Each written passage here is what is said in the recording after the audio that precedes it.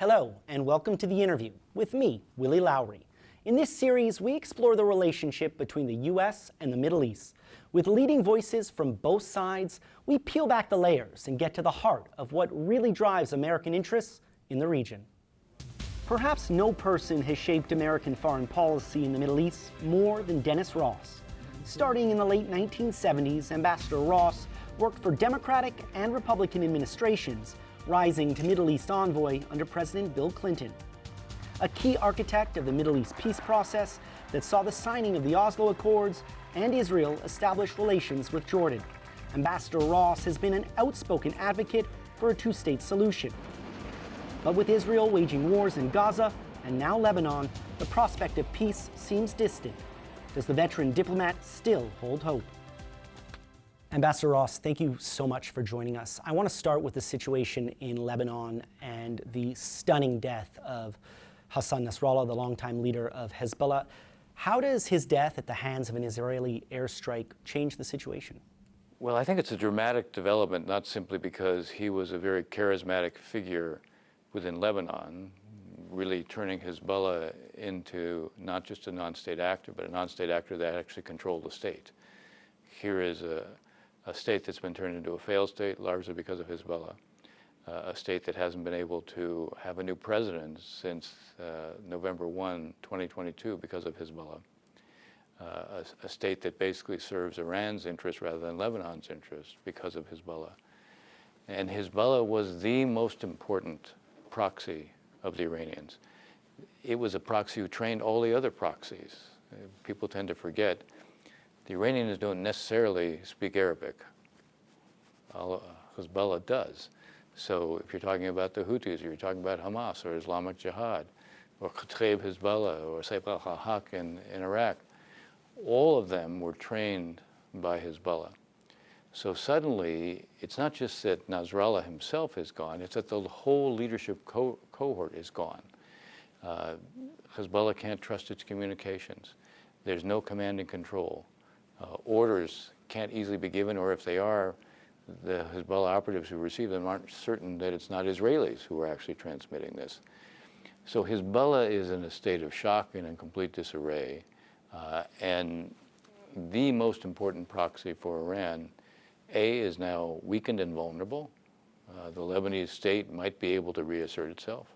The most important proxy for Iran can't play the role it did in the region. Israel has been bogged down for almost a year now in Gaza without really achieving the successes that it hoped to, but in a matter of days has pretty much dismantled Hezbollah. Really mind-boggling just how successful they've been. What do you attribute that to?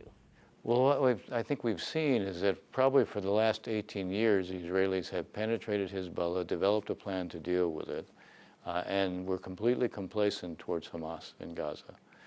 Once Israel created an underground barrier between Gaza and Israel, the Israeli security establishment and the political leadership seemed to assume the only real threat Hamas could pose directly to Israel would be tunneling in and kidnapping Israelis. And so they felt they had dealt with that.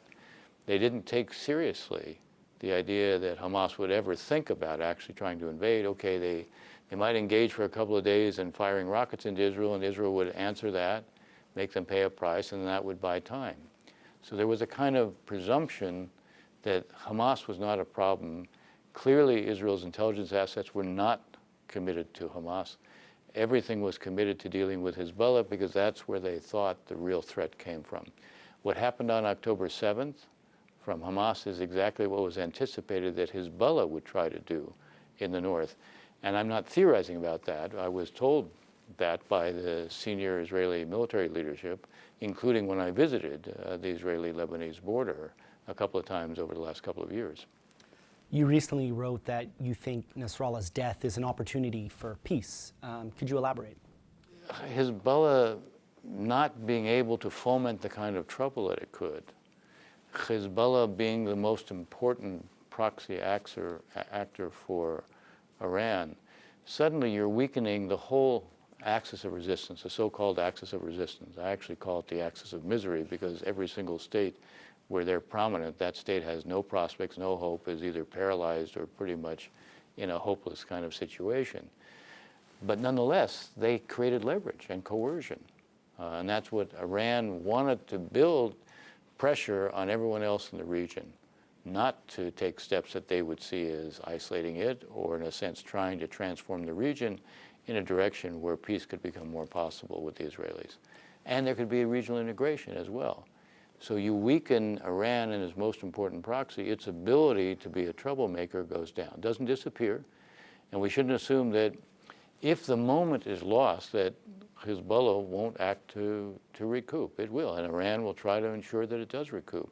All the more reason to try to reassert Lebanese sovereignty throughout all of its territory now, and find a way to bring an end to the war in Gaza as well. It's true, as you asked or suggested, Israel hasn't been able to produce in Gaza what it has produced so far in terms of weakening Hezbollah, but the truth is it has weakened Hamas in a way that is not dissimilar. Most of the Hamas leadership is gone, with the exception of Yahya Sinwar, who's in a tunnel and isn't so easy to communicate with all the time. Almost entirely, the 24 battalions that Hamas had, at least 23 of those have been completely dismantled. So they're really not a military anymore. And a good percentage, if not a majority, of the military infrastructure, the weapons depots, the weapons labs, the weapon production facilities, and the tunnels have been destroyed as well. So the challenge there is to help ensure that you can't recoup, or that Hamas can't reconstitute itself, if you can stop the smuggling, if you can create an alternative, which is possible once the Israelis get out. You're not going to create an alternative. You're not going to get Arab states coming in to play a transitional role in Gaza unless the Israelis are willing to get out. What Israel needs to be able to do is to declare success. I think they're actually not that far from it, but they also have to be thinking in terms, both in Lebanon and in Gaza, how do you take very significant military achievements and turn them into political outcomes? Prime Minister Netanyahu signed off on the strike to kill Nasrallah while on U.S. soil. It came as Washington was, pushing for this ceasefire proposal. It's been a difficult year for U.S.-Israel relations. How strained is that relationship right now? During the Reagan administration, and President Reagan was seen as one of the strongest supporters of Israel of any American president. During the war in Lebanon in 82, 83, he threatened the future of the relationship several times. He suspended F-16 deliveries to Israel twice. And yet he was one of the strongest American presidents committed to Israel. President George W. Bush, also seen as a really strong advocate and believer in the U.S.-Israeli relationship, especially after 9/11, when he felt, okay, now I know what Israel's been dealing with. And yet, also in Lebanon, he imposed Security Council Resolution 1701 on the Israelis.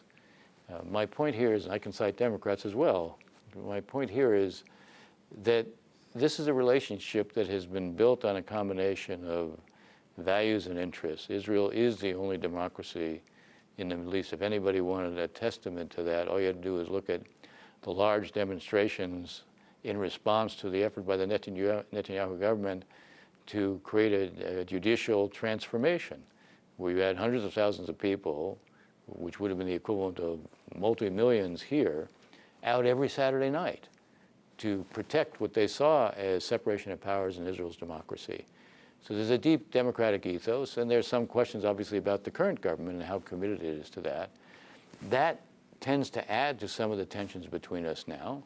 The sense that Israel is sort of acting on its own without regard to American interests is not, this is not the first time that's happened, but it does create frictions as well. Do I think that we'll see a return to the norm? My answer is yes. I don't think something fundamental has changed.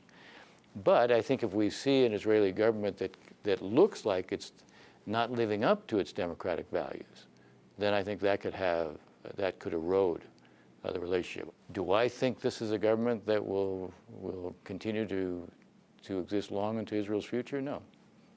I think there still will be, even though I think for the time being this government seems stable, I think over the longer haul, a government that has messianic nationalism the way it does now will not be a government we'll see in the future.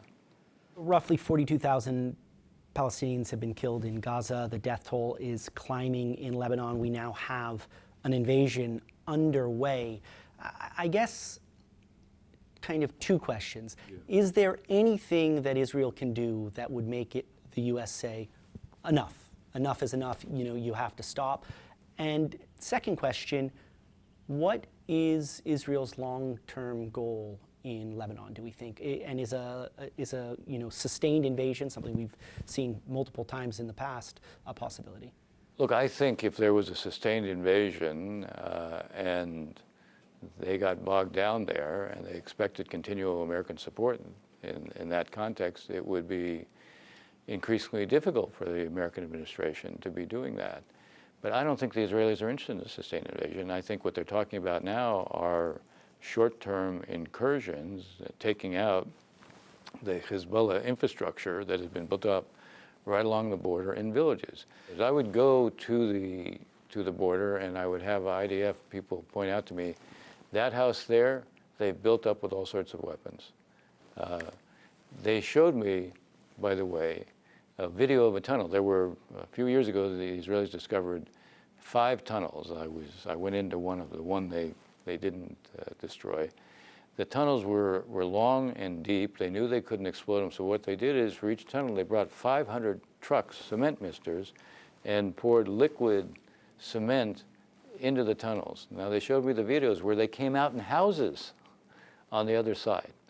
So Hezbollah basically used the civilian housing as a front for what they were doing militarily. Israel is, I think, focused. They obviously have very good intelligence, and so I think they're focused on taking out that, because very hard to convince 68,000 Israelis to move back to the border if you still have a Hezbollah military presence right on the border. Israel has obviously cleared out a lot through bombing. This is designed to clear out what they couldn't do through bombing. I don't think it's designed to be an invasion. I think it's more of an incursion. They've been using commando forces to go in. They have 2 reserve brigades.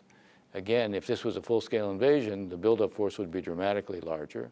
This, I think, is designed to try to clean the area as much as they can up to Litani, not to stay there. They had that experience before. Lebanon is a place that's real easy to get into and real hard to get out of. I don't think they're looking to get back in. I think that lesson was learned. There are certainly, again, the Messianic nationalists I was referring to earlier. They want to occupy Gaza. They want to occupy part of Lebanon. They are not going to be the ones who make the decision. They are not the ones who are going to determine Israel's future. War in Gaza, war in Lebanon. Things are building, not easing at the moment. How on earth is a 2-state solution still possible? Well, one of the things that has to happen is, A, not to decide that it's not possible, because when you say it's not possible, that becomes a self-fulfilling prophecy. 2 is, in fact, to get these wars over, if you can do a Saudi-Israeli normalization deal, for the Saudis, they won't do that normalization deal without a Palestinian dimension, without what the administration calls a credible pathway to a Palestinian state. Now, one of the things that has been, I think one needs to keep in mind, when we talk about a 2-state outcome or a 2-state solution, you're talking about responsibilities and rights on both sides. The Palestinians as a people should be recognized, and they have a right to self-determination. But they don't get to automatically implement or act on that right unless they can also fulfill a set of responsibilities. If you have a Palestinian state that's going to emerge that's a failed state, that's not something that is desirable. If you have a Palestinian state that's going to be aligned with the Iranians, that's not desirable or should be acceptable. Palestinian state that could be led by rejectionists or Hamas, that's not acceptable. So there need to be benchmarks that you put in on that credible pathway to a state that show what kind of a state this is going to be. that demonstrates the Palestinians are now operating on the premise of coexistence, not resistance. That demonstrates that Palestinians will carry out reform, so they build institutions and a rule of law. So they can demonstrate that they will govern in a functional way, not a dysfunctional way. Palestinians will demonstrate they're not a threat either to Israel or to Jordan. Now, if you're going to require a series of obligations on the Palestinian side, there's also a set of obligations on the Israeli side. Israel cannot be acting on the ground at the same time the Palestinians are demonstrating they are prepared to be responsible and to build a responsible, credible state.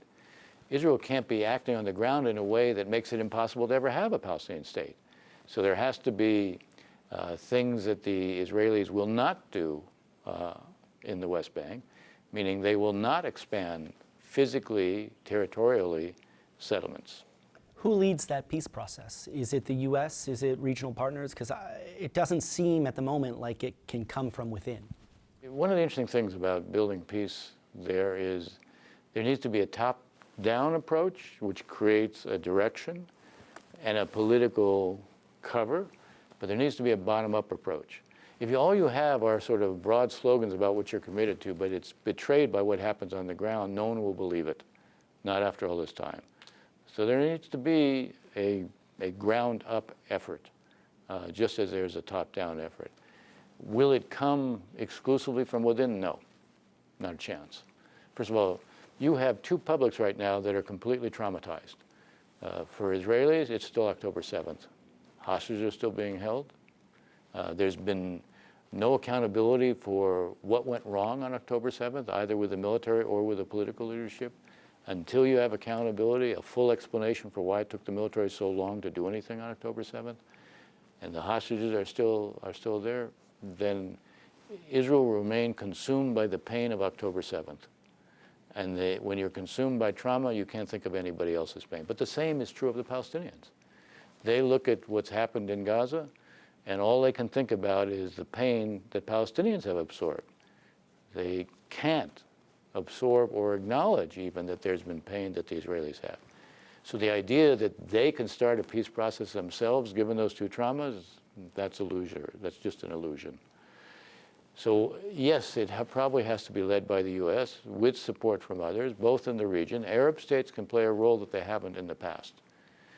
Arab states that are at peace with Israel, especially a country like the UAE, has the ability to exercise influence with Israel because Israel really values the relationship. You have 1 million Israelis who have gone to visit the UAE, over 1 million. So they've seen the country. It gives them a different kind of exposure. And if the UAE, and let's say the Saudis are prepared to make peace with the Israelis, which it's pretty clear they would like to do it because they see themselves getting a defense treaty with us, that will change the whole psychology. But they also are in a position where they can say, look, from a Saudi standpoint, from an Emirati standpoint, we need you to be taking these kinds of steps. That can reinforce what the U.S. is asking for. And it can create basically a lever for the Palestinians.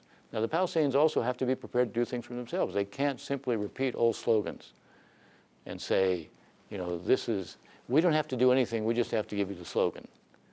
No, they have to prove themselves. But the way they prove themselves is by doing something that Salam Fayyad wanted to do, build the institutions of a state from the ground up. When I talk about ground up, I'm talking about that. I'm also talking about people to people. As hard as it is in the current climate to envision Israelis and Palestinians working together, there are small groups of Palestinian and Israeli NGOs even today that are doing things together. And where you start is on functional issues. Health, you know, that doesn't really respect borders. Climate and environment, water security, doesn't really respect borders. Food security. These are issues where the Israelis can do a lot with the Palestinians. And the truth is, they have in the past, and to some extent, a little bit of that still exists today. So you need these functional areas of cooperation, not only to go on, but to create visibility, so that the publics on each side say, okay, you know what? Cooperation is possible. That allows you to begin to change the circumstances. Ambassador Dennis Ross, thank you so much for joining us. You're welcome.